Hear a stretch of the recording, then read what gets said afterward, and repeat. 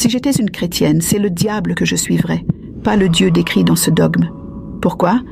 Parce que dans toute la Bible, jamais le diable n'a tué quelqu'un. Pas une seule fois. Il tente, il ment, il accuse, certes, mais tuer, jamais. Par contre, le Dieu de ce livre, c'est lui qui a noyé l'humanité entière dans un déluge. C'est lui qui a brûlé vivantes les villes de Sodome et Gomorrhe. C'est lui qui a tué tous les premiers-nés d'Égypte, y compris des enfants endormis. C'est lui qui a demandé à son peuple d'égorger des femmes, des enfants, des vieillards, des nourrissons et même des animaux. C'est lui qui a ouvert la terre pour qu'elle engloutisse des familles entières. C'est lui qui a transformé une femme en statue de sel pour avoir regardé derrière elle. C'est lui qui a envoyé des ours déchiqueter 42 enfants pour avoir ri d'un prophète chauve.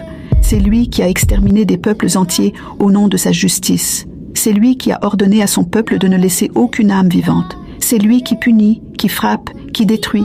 Et pourtant, c'est le diable qu'on accuse. Ce Dieu-là est la définition même de la dissonance cognitive. Il dit « Je suis amour, mais il tue ». Il dit « Je suis lumière, mais il plonge des peuples entiers dans les ténèbres ». Il dit « Je suis miséricorde, mais il punit pour l'éternité ». La dissonance cognitive, c'est ce conflit intérieur quand tes croyances ne s'accordent pas avec la réalité. Tu crois en un Dieu bon, mais tu lis qu'il ordonne des massacres, des génocides, des malédictions. Alors tu justifies, tu excuses, tu t'adaptes. Mais ton cœur le sait. L'amour ne tue pas. L'amour n'humilie pas. L'amour ne demande pas la peur. Est-ce que tu as un enfant? Est-ce que tu peux imaginer ton enfant faire le pire? Mentir, voler, même tuer quelqu'un? Maintenant, dis-moi la vérité. Est-ce que tu continuerais à l'aimer? Est-ce que tu voudrais le voir brûler éternellement? Ou est-ce que tu chercherais encore à le sauver, à le comprendre? Même si tout le monde l'abandonne, toi, tu serais encore là, n'est-ce pas? Parce que l'amour d'une mère, d'un père est parfois inconditionnel, pas parfait, mais fidèle, pas aveugle, mais toujours présent.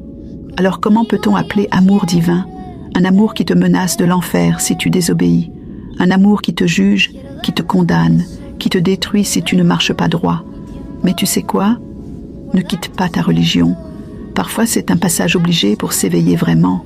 Regarde autour de toi. La plupart des éveillés d'aujourd'hui ont grandi dans une foi, une religion. Ils ont traversé l'enfer, des croyances rigides, pour découvrir plus tard le paradis de leur propre pouvoir. Alors, reste ancré dans ta religion. Lis ton livre sacré. Note chaque point, chaque contradiction. Ne te sens pas jugé ou attaqué. Personne ne dit ici qu'il est mieux que toi. On est pratiquement tous passés par là. C'est de l'enseignement critique, utilisé dans un processus de récupération de son pouvoir. Paix et bénédiction. À demain. Et bonne réflexion.